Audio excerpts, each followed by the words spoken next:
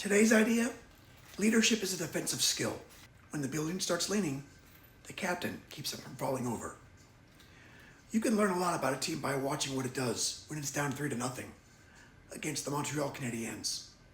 In year one, some teams panic, some teams start freelancing, and some teams just quietly keep doing the job. Tonight's episode is about the guy who made the job feel possible. Welcome back to the Blue 100. This is episode 2, Arbour, February 28th, 1968, Canadiens 3, Blues 3.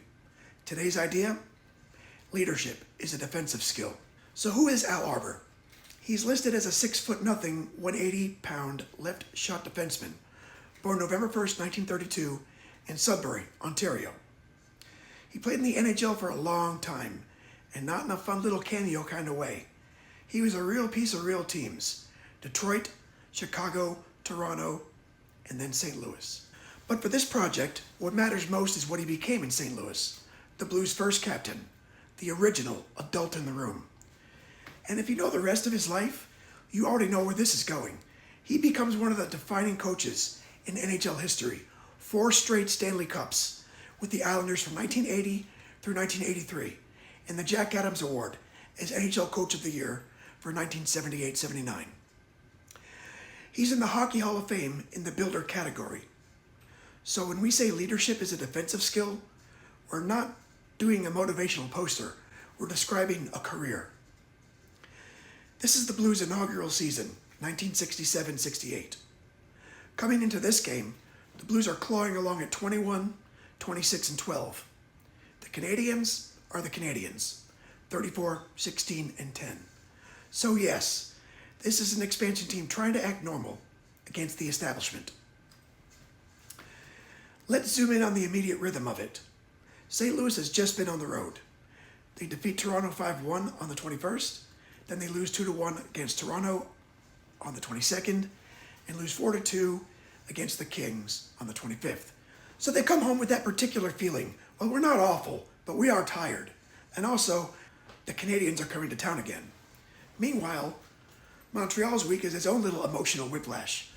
On February 24th, they got drilled 6-1 by the Rangers. And then on February 28th, they're in St. Louis, which is how hockey works. You get humbled, then you get on the train, then you try again. First period, the welcome to reality punch. This starts fast, and it starts Montreal.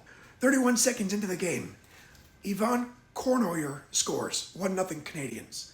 And then at 5:21, Cournoyer scores again, 2-0 Canadiens. And here's the key Arbour thing. You can't emotionally chase the game.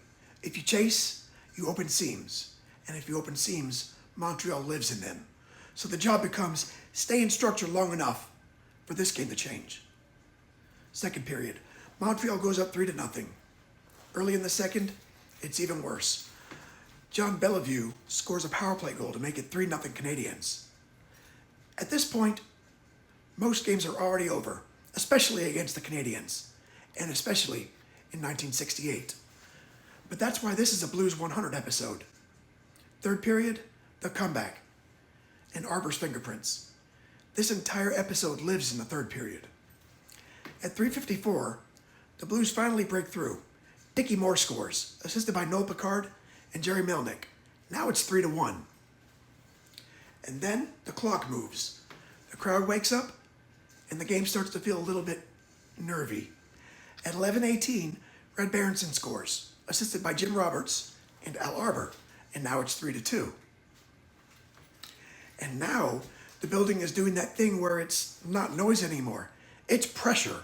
Then, at 13:25, Frank St. Marseille ties it, assisted by Gary Sabourin and Arbour again, 3-3. That's the episode right there. Down 3-0, you don't need a miracle. You need a captain who can keep the game orderly long enough for the comeback to arrive. Arbour finishes this game with 2 assists, both on the goals that turn a comeback into a tie. And the texture matters too. Montreal outshoots St. Louis 30-22. So this isn't the Blues dominating. This is the Blues surviving long enough to land 3 punches in 1 round. And what does this do to the week? For St. Louis, it becomes part of a little stretch where ties feel like oxygen. 2 games later, March 2nd, they tie the Blackhawks 3-3 again. For Montreal, it's a fine, moving on night, but the schedule's relentless. On March 2, they lose 3-2 at Minnesota. So this game sits in the calendar as a weird hinge. For the Canadiens, it's a point. For the Blues, it's proof the league doesn't get to tell them what's impossible. And for Al Arbour, it's the captaincy doing what captaincy's supposed to do, making 3-0 feel like a situation, not a death sentence. The easiest way to say it is he turned leadership into hardware. He becomes a head coach, first with the Blues, then most famously with the Islanders.